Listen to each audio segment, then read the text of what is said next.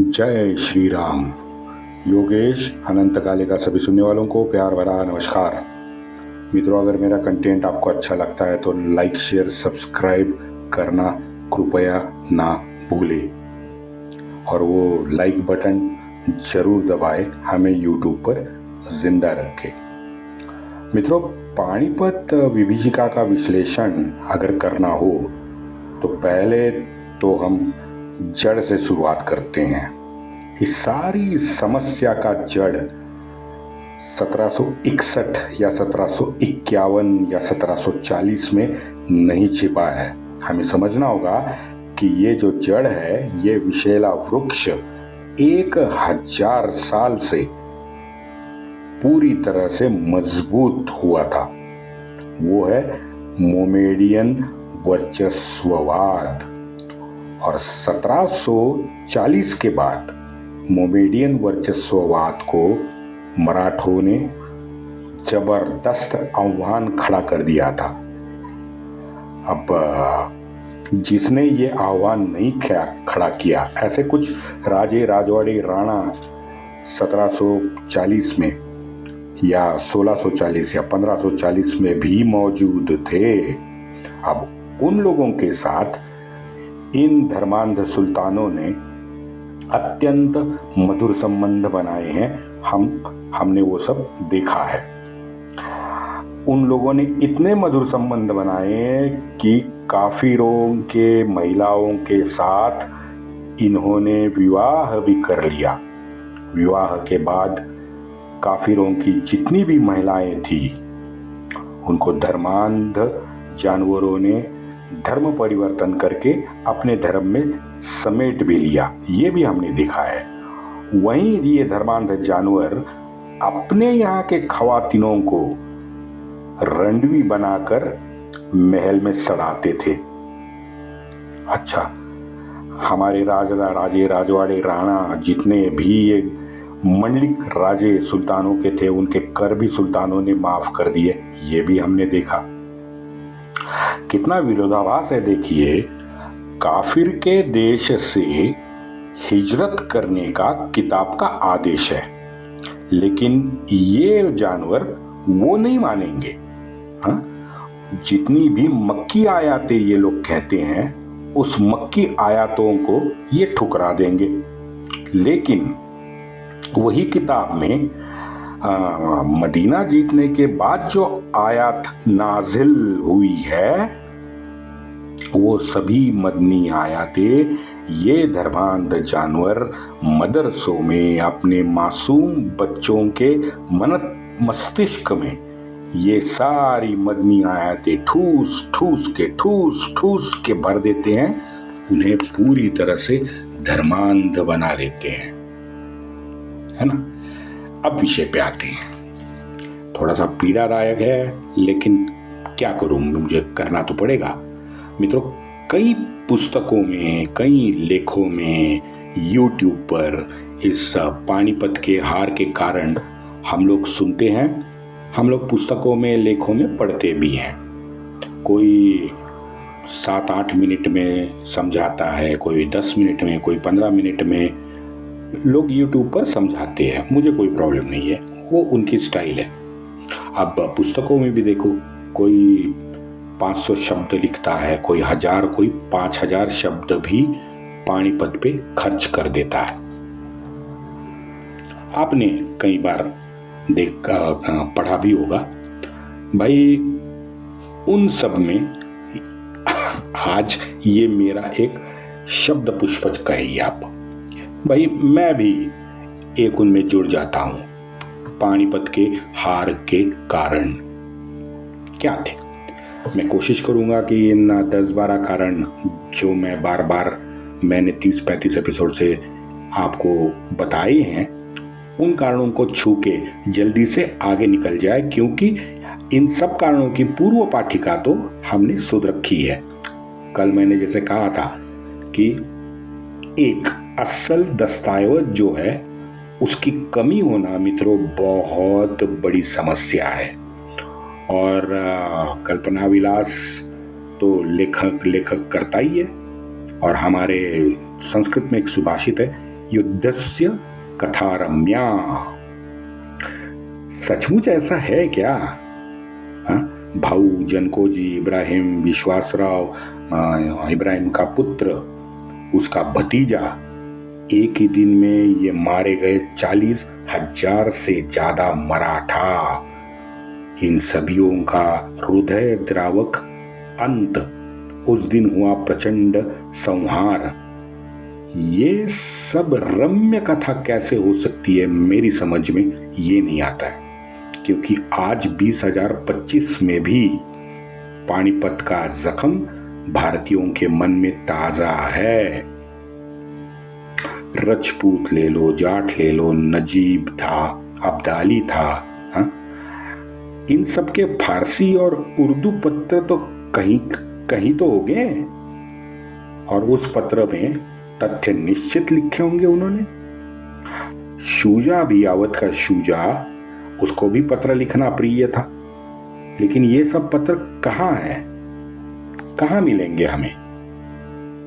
नहीं मिलेंगे, क्योंकि शोध कार्य हमने नहीं किया है। अब ये सर अलेक्जेंडर कनिंघम का, जिसका नाम मैंने परसों लिया था, भारतीय आर्कियोलॉजिकल सोसाइटी के ये महानिर्देशक बने, पहले महानिर्देशक बने। और ये नौकरी के तौर पे गवर्नर जनरल था ऑकलैंड, उसके ये पीए हुआ करते थे। लेकिन अफसोस देखो, इतिहास प्रेमी होने की वजह से सारी सरकारी उस वक्त की यंत्रणा इन्होंने काम पे लगाई। उनकी सहायता लिए हमें हमारी भूली बिसरी सभ्यता का परिचय कनिंघम साहब ने कर लिया। निस्वार्थी, निष्पक्ष, एक सही मनुष्य जो इतिहास प्रेमी है, यही तो कहेंगे उसे, और क्या कहेंगे। हाँ, आपने मित्रों कभी टीपू के घोर धर्मांधता का इतिहास कहीं पढ़ा है? जरा याद कर लो।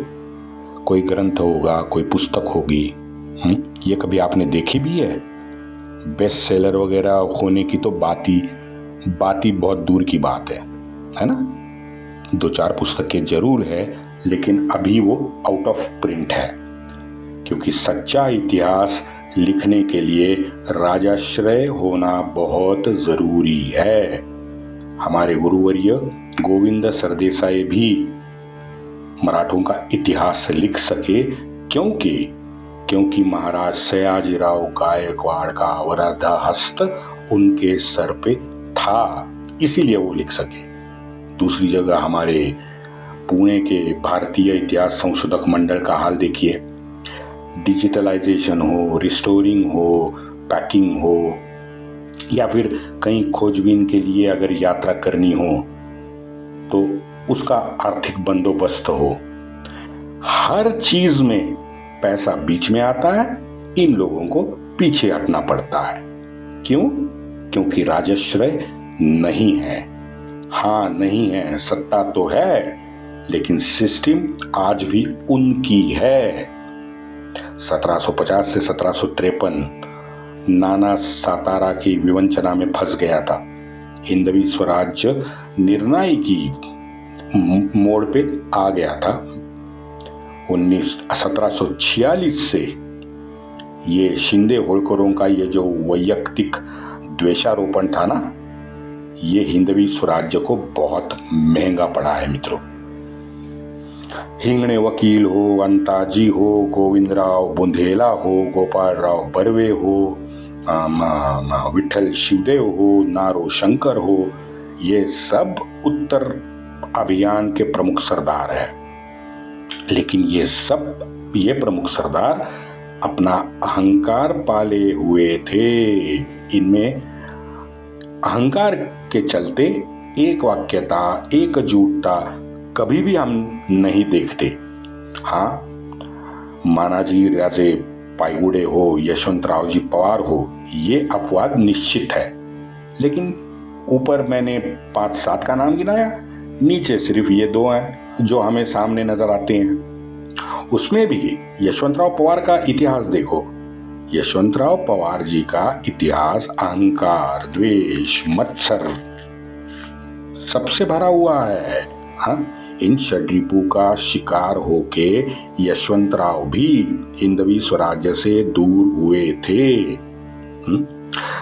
बाद में शायद उनको ही समझ आई, फिर स्वराज्य में लौट आए। आगे चलते हैं। अब्दाली पंजाब और सिंध में तबाही मचा करके चला गया। हमारे राघोबा दादा की नींद उसके बाद खुली कि भाई अब्दाली आया और पंजाब सिंध में तबाही करके निकल गया। हाँ?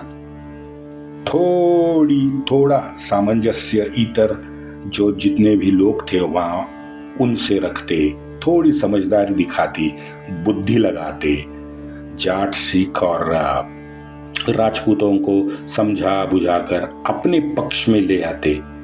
हाँ? निश्चित ये है कि पंजाब सिंध में अगर ये तीनों हमारे साथ होते, मराठों के साथ होते, तो चारों मिलके वहीं अब्दाली को पंजाब सिंध में ठोक देते थे। बिल्कुल आसान था इन चारों के लिए, लेकिन नहीं हो पाया। राघोबा दादा सोते रहे। अब्दाली वहां पंजाब में और सिंध में तबाही मचा के स्वदेश चला गया। स्वदेश जाने के बाद में उसने जो पीछे शासन व्यवस्था या नियंत्रण व्यवस्था जो कायम की थी, उनको जरूर मराठों ने ध्वस्त करके खैबर तक अपना भगवा झंडा लहराया।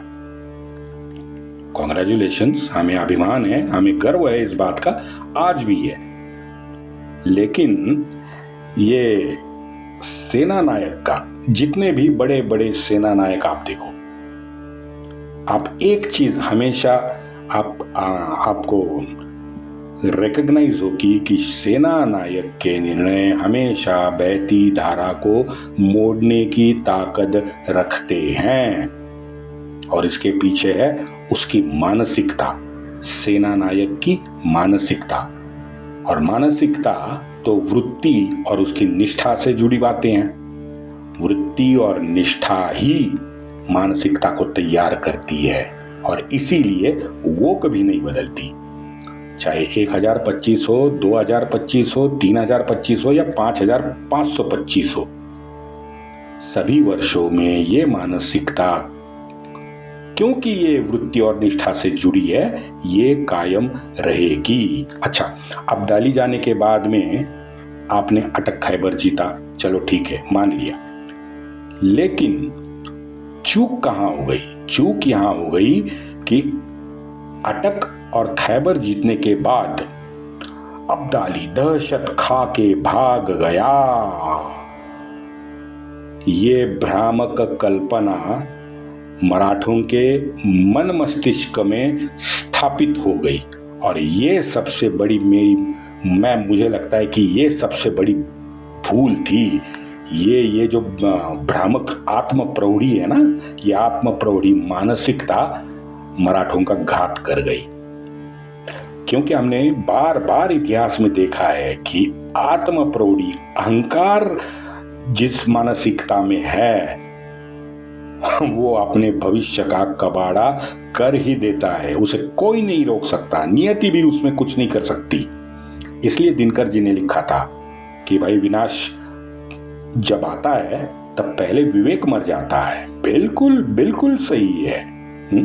आज हम लोग इधर विश्लेषण करने बैठे हैं तो प्रखर रूप से सबसे पहले ये अहंकार हमारे सामने आता है। आप देख लो, राघोबा दादा के क्षमता के बारे में मैं नया क्या बताऊं, नए सिरे से क्या बताऊं, आप बोलिए। सब तो मैंने कह दिया है भाई। काशी, प्रयाग और गया, ये 3 नाम बार बार लिए गए हैं। इन जैसे पूजनीय पवित्र तीर्थ स्थल को छोड़ के ये ईश्वरी और माधो सिंह के अंतर्गत मामलों में दखलंदाजी देने की जरूरत क्या थी, मुझे समझ नहीं आती। सिर्फ पैसे के लिए। हाँ भाई, आज 700 साल से ये तीनों पवित्र, महापवित्र स्थल इन जानवरों ने दूषित कर दिए थे, तो उन उन तीर्थ स्थलों को फिर एक बार पवित्र करना ज्यादा जरूरी था, बजाय इसके कि नागौर में जाते बिना वजह वहाँ पे लड़ाई करते, 9 महीने रुक जाते और बाद में फिर जान गंवा देते। हाँ, अच्छा, नागौर रुके, नागौर में जो भी कुछ हुआ आपने बाद में जान भी गंवाई, वो भी ठीक है, लेकिन इस एक घटना से राजपूत मराठों के संबंध कायम स्वरूपी बिगड़ गए, आज तक नहीं जुड़ पाए हैं। क्योंकि दूसरे सामने वाले के मन में आपकी नीयत निष्ठा को लेकर अविश्वास आपने ही पैदा किया। फिर क्या हुआ? आज तक मुझे सोशल मीडिया वाले गद्दार और लुटारू मराठी कहते हैं। बताइए, हम गद्दार हैं, मराठी गद्दार है किससे? भारत माता से। हाँ, मुझे तो ये सबसे बड़ी मुझे दी हुई गाली लगती है, माँ से भी ज्यादा, क्योंकि वो मेरी भारत माता है, वो भी मेरी माता ही है। मुझे बड़ी गाली ये चुभती है, मैं बता रहा हूं आपको। जब आपने तो वो सुना होगा, बाजीराव जब तक जीवित थे तब तक मराठों के राजपूतों के साथ तो संबंध बड़े मधुर रहते थे, है ना, क्योंकि एक दूसरे के प्रति इन लोगों का विश्वास जागरूक था, दोनों के मन में राष्ट्रीयता थी और एक दूसरे के सहायता से उनको जब महसूस हुआ कि हमारा दोनों का लक्ष्य एक है, तो ये और नजदीक आए। अपने हिंदवी स्वराज्य का जो परिवार था, उसकी नाराजगी के बावजूद नजीब जैसे घिनौने तुच्छे धर्मांध को अपना मानस पुत्र जिन्होंने बनाया, क्या कहेंगे आप? मेरे मन में शब्द है, लेकिन मैं बोलूंगा नहीं, उतनी मेरी औकात नहीं है, क्योंकि हमें अब उनकी पूरी जीवनी मालूम है, उनका हिंदवी स्वराज्य के लिए उनका योगदान जो है, उनकी निष्ठा, उनकी राष्ट्रभक्ति, ये तो हमें मालूम है ना, तो हम उनके विषय में कुछ नहीं बोल सकते। हाँ, लेकिन इतना तो कह सकते हैं कि भाई उनसे एक बड़ी गलती तो हुई ही है, और ये गलती इतनी बड़ी थी कि उसका खामियाजा पूरे भारतवर्ष ने भरा है। ये बात कौन झुटला सकता है? कोई नहीं झुटला सकता, क्योंकि ये यथार्थ है। 1759 में दत्ताजी नागौर में घिरे हुए थे। मल्हार बा को किस विषय ने दत्ताजी की मदद करने से रोका था भाई? अच्छा, मल्हार बा करौली में थे, हाँ, ना बंगाल में थे ना आसाम में थे, बस 1-2 दिन में वो वहां पे पहुंच सकते थे, नहीं गए। क्यों नहीं गए? ये मेरा असेसमेंट है, बहुत सारे लोग ना कहेंगे, लेकिन अपने अहंकार के कारण ही नहीं गए होंगे। और उनकी मानसिकता भी, जैसे मैंने कहा, जैसे उनकी आयु बढ़ते गई, उनकी मानसिकता में बदल हमें तुरंत दिखता है। हमने बार बार उसके बारे में कम से कम 10 बार बोला है। एक प्यादा बचाने के चक्कर में दत्ताजी जैसा वजीर आपने खो दिया यार, हाँ, और वो भी बिना मतलब के। मुझे तो समझ नहीं आता कि ये जो राजपूत, ये ईश्वरी और माधो सिंह का जो एपिसोड है, ये हुआ क्यों? ये आज तक मेरी समझ से बाहर हो गया, क्योंकि एक ही कारण नजर आता है, वो कारण है पैसा। पहले होळकरों ने शिंदे से लिया, फिर माधो सिंह से लिया, दोनों का, चलो उसके बारे में तो मैं 2 एपिसोड कर चुका हूं। लेकिन आप जरा कड़िया जोड़िए। 1760 के मकर संक्रांति के दिन दत्ताजी कैलाशवासी हो जाते हैं, 1760 मकर संक्रांति, और अगले मकर संक्रांति में 50,000 से ज्यादा हमारे मावड़ा परलोक सिधारते हैं। जोड़ो कड़िया। वंदे मातरम।